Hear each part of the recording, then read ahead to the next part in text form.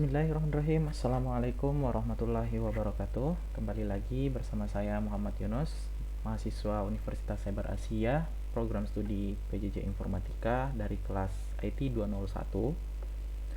Pada kesempatan kali ini, saya akan menguraikan jawaban ujian akhir semester saya di semester 2 pada mata kuliah Statistika dan Probabilitas. Oke, langsung saja ke soalnya. Yang pertama, berapa banyak kata yang bisa terbentuk dari nama belakang Anda? Oke. Ya, seperti yang diketahui bahwa nama lengkap saya adalah Muhammad Yunus, atau yang kalau ditulis MUH.Yunus. Terus nama belakang saya itu yang ini. Nah, Yunus. Kemudian ditanyakan, pertanyaannya tadi adalah berapa banyak kata yang bisa terbentuk dari Yunus, Y-U-N-U-S. Nah, untuk penyelesaiannya, kasus ini dapat diselesaikan menggunakan metode permutasian unsur yang sama dengan rumus samping. Nah, ini rumusnya. Ini P ini adalah permutasian. Permutasian itu sama dengan N ini adalah unsur keseluruhan, faktorial. Terus A, B, C ini adalah unsur yang sama. Oke. Lanjut ke penyelesaiannya.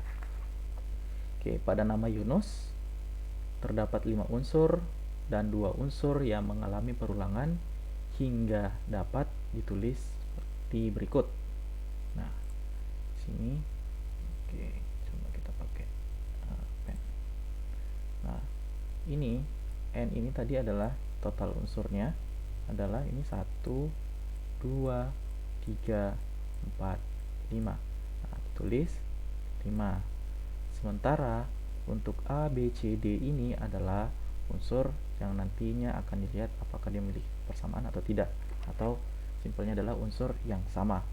Oke, untuk unsur pertama ada Y, jumlahnya ada berapa? 1. Oke, di sini tulis 1. Kemudian unsur kedua atau yang B adalah U. Untuk U kita lihat ada berapa unsur di huruf U. Oke, ada 1, 2, maka di sini ditulis 2. Nah, lanjut lagi ke unsur selanjutnya, yaitu unsur N. Nah, di sini kenapa ya sudah N, sorry. Unsur N ada berapa? Ada 1. Oke, ditulis lagi 1.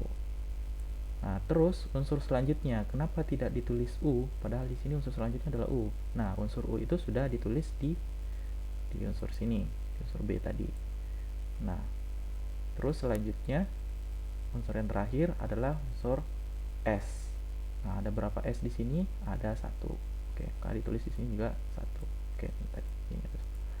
Oke, seperti yang sudah dijelaskan di awal bahwa rumus yang digunakan untuk permutasian ini adalah P sama dengan N faktorial per A faktorial kali B faktorial kali C faktorial. Oke, langsung kita masukkan ke rumusnya. Jadi kita tulis ulang. Nah, N ini tadi apa? N adalah total keseluruhan atau total unsurnya. Tadi ada berapa? Ada 5 unsur. Nah, makanya di sini tulis 5 faktorial. Nah, terus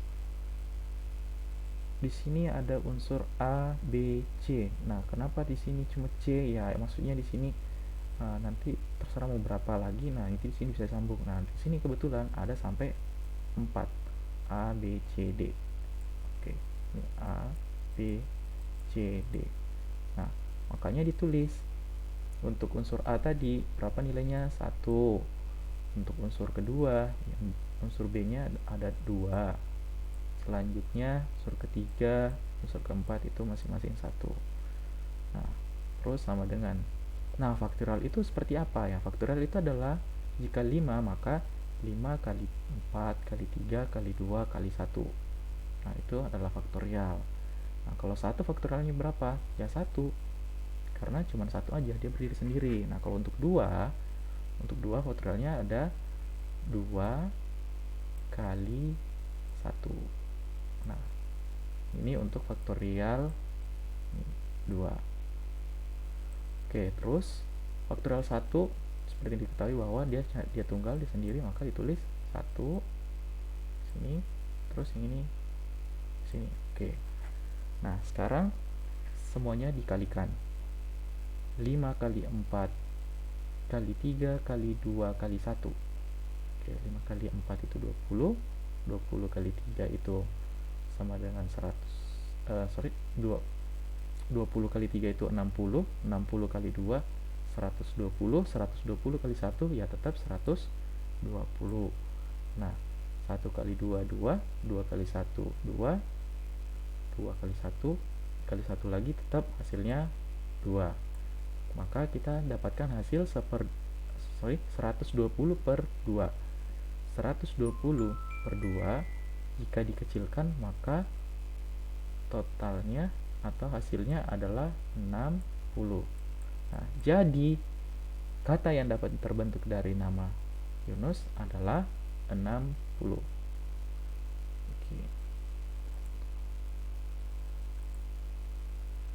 Kita hapus semua kembali.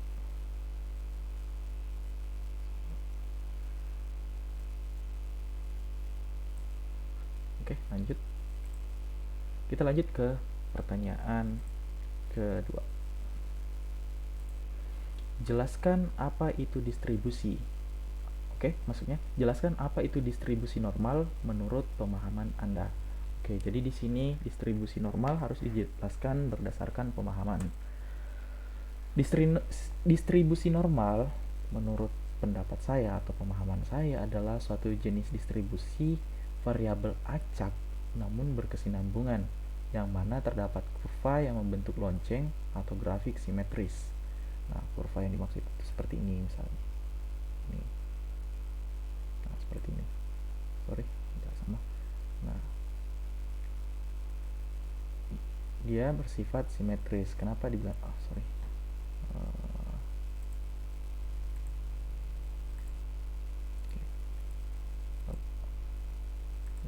Kenapa disebut simetris? Karena dia itu tidak lurus, yaitu di sisi kiri dan kanan itu sama-sama. Oke.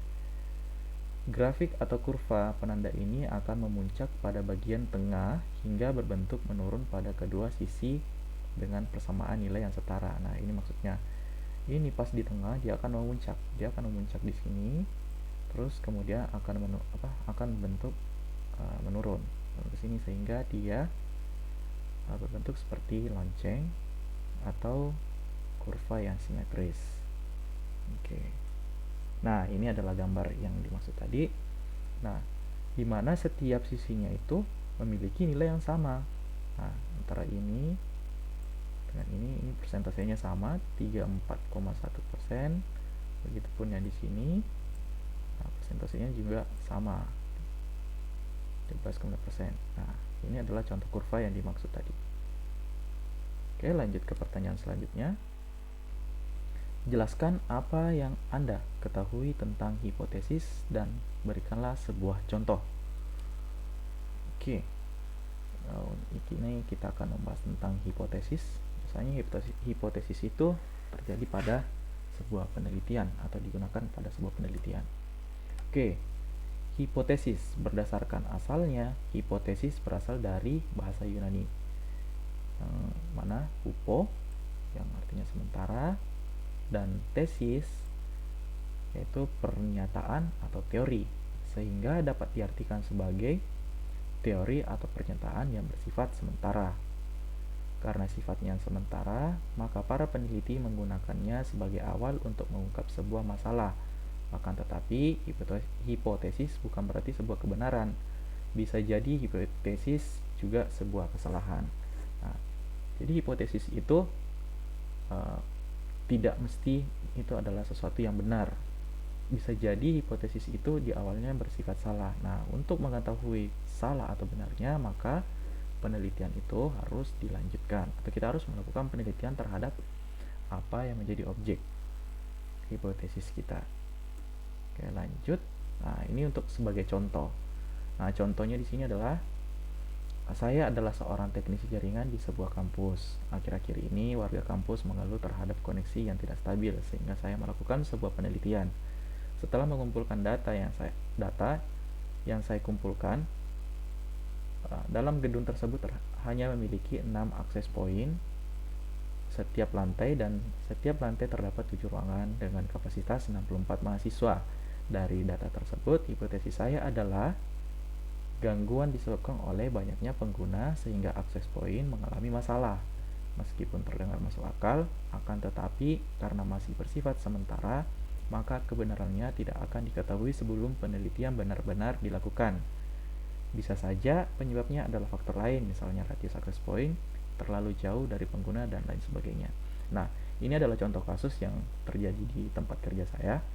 Jadi di mana di sebuah gedung perkuliahan itu sering mengalami gangguan. Jadi keluhan-keluhannya adalah mahasiswa mengatakan bahwasanya internetnya lambat, mereka lemot lah, pokoknya intinya mereka itu ketika masuk perkuliahan terkadang mereka itu terputus. Nah, hipotesis pertama saya adalah ini diakibatkan oleh access point. Karena kenapa? Setiap lantai itu hanya ada 6 access point, sementara penggunanya ada 64 mahasiswa dikali 7 ruangan.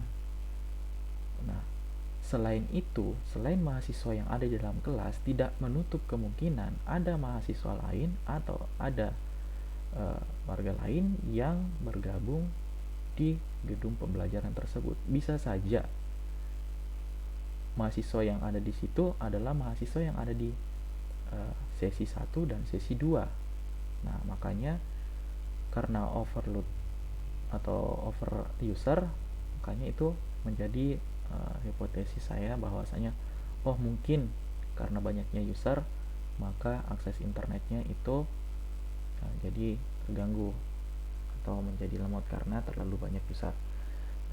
Dan ternyata hal itu tidak bisa dibuktikan kebenarannya sebelum saya melanjutkan penelitian, dikarenakan bisa saja memang ada masalah-masalah lain, bukan cuma karena masalah usernya. Nah, bisa saja karena akses pointnya memang ada bermasalah di sana. Oke, seperti itu untuk gambaran hipotesis. Kita lanjut. Nah, di sini saya merangkum beberapa jenis-jenis hipotesis. Nah, di sini ada hipotesis deskriptif, yang mana hipotesis ini berisi dugaan sementara dari masalah deskriptif yang berhubungan dengan variabel tunggal. Oke, sini contohnya. Misalnya, saya akan melakukan penelitian masalah kejahatan dalam dunia cyber. Dalam rumusan masalah, apakah pelaku menggunakan teknik phishing? Nah, penelitian ini hanya punya satu variabel. Nah, variabelnya apa? Ya ini tadi. Nah, yaitu variabelnya mana adalah penjahat media sosial. Nah, penelitian ini bersifat deskriptif karena hanya menjelaskan apakah pelaku menggunakan teknik phishing. Nah, menggunakan teknik phishing atau tidak. Nah, itu kenapa dia cuma mendeskripsikan untuk dua hal itu, apa ya atau tidak. Jadi sementara hanya ada dua, yakni pelaku menggunakan teknik phishing dan pelaku tidak menggunakan teknik phishing. Nah, ini untuk hipotesis deskriptif itu cenderung sifatnya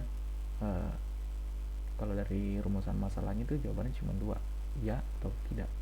Oke. Yang kedua, hipotesis komparatif. Nah, pada dugaan ini, hipotesis itu bahasa lainnya adalah dugaan. Pada dugaan ini berisi perbandingan antara dua variabel penelitian. Nah, di sini kita menggunakan dua variabel. Kalau tadi itu hanya satu. Kalau yang tadi itu fokus ke penjahat media sosialnya. Nah, di sini kita menggunakan dua variabel. Nah, misalnya saya akan meneliti perilaku seorang script kiddies dengan red hat atau red hat hacker. Nah, saya akan membandingkan dua perilaku orang tersebut. Dalam penelitian ini terdapat dua variabel. Nah, dan bentuk penelitiannya adalah membandingkan kedua variabel tersebut. Nah, variabelnya ini script kid dan si red hat. Oke. Sehingga rumusan masalahnya adalah bagaimana perilaku dua orang tersebut. Nah, yang mana? Yang ini. Yang ini sama yang ini. Bagaimana perilaku dua orang tersebut? Maka hipotesisnya adalah, atau dugaannya adalah, script kid memiliki perilaku yang sama dengan red hat. Ya, itu hipotesis pertama. Jadi pertama itu kita beranggapan bahwa si script kid ini sama aja sih perilakunya dengan si red hat ini. Dan yang kedua, script kid memiliki perilaku yang berbeda dengan red hat. Nah, jadi dugaan keduanya adalah si script kid ini ternyata tidak memiliki perilaku yang sama, atau perilaku mereka berbeda. Nah, itu adalah modelnya. Terus lanjut ke jenis hipotesis selanjutnya. Di sini ada hipotesis asosiatif. Nah, hipotesis ini adalah dugaan atau jawaban sementara atas hubungan dua variabel atau lebih. Nah, terus yang selanjutnya ada hipotesis statistik, merupakan pernyataan matematis tentang populasi yang diteliti. Nah, untuk yang kedua ini saya tidak menjabarkan karena sudah memenuhi sudah ada contohnya sebelumnya. Oke, lanjut ke hipotesis selanjutnya. Ini yang kelima, yang terakhir, hipotesis penelitian atau substantif.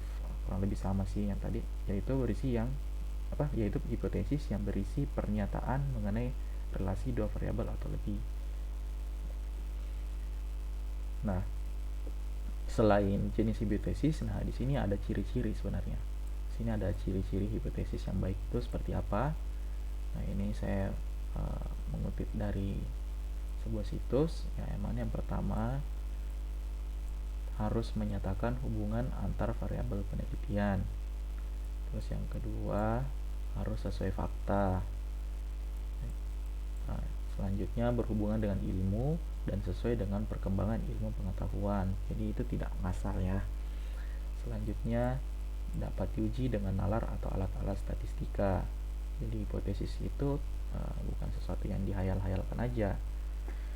Itu harus dibuktikan kebenarannya, harus bisa diuji dengan akal sehat, bisa dilihat, oh ini bisa. Terus lanjut, dinyatakan dengan sederhana dan terbatas.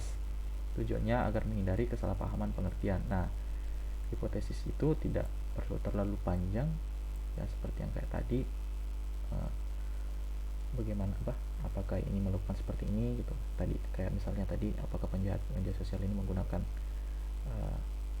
teknik phishing atau tidak. Nah, itu hipotesisnya atau gitu. Hipotesisnya mungkin ini seperti ini, mungkin ini seperti ini. Nah, tidak perlu terlalu panjang, karena ketika terlalu panjang bisa jadi hipotesis itu nantinya akan dikira sebuah kesimpulan. Oke. Terus selanjutnya, dapat menerangkan hubungan fakta-fakta dan bisa dikaitkan dengan teknik pengujian. Nah, itu seperti yang saya bilang tadi, bahwasanya hipotesis itu jangan sampai hanya sebuah hayalan yang tadinya tidak bisa diuji, tidak bisa dibuktikan kebenarannya. Jadi makanya itu kita harus dapat menerangkan hubungan fakta-fakta. Nah, di sini tadi ada faktanya harus sesuai. Nah, karena faktanya itu dengan hipotesis kita, maka harus disesuaikan dengan faktanya tadi. Nah, oke, selanjutnya ya tadi sudah terakhir. Terima kasih. Nah, nanti jika ada pertanyaan, mungkin teman-teman bisa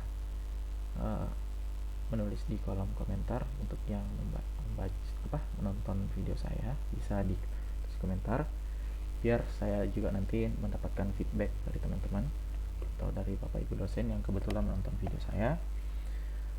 Pada video saya ini saya menyatakan bahwa tidak menutup kemungkinan, atau bahkan sebenarnya video saya ini masih kurang bagus, masih kurang sempurna. Jadi mungkin nanti diberikan saran seperti apa, sehingga saya bisa mengevaluasi diri saya untuk menjadi lebih baik. Oke, lebih dan kurangnya mohon dimaafkan. Saya Muhammad Yunus undur diri. Assalamualaikum warahmatullahi wabarakatuh.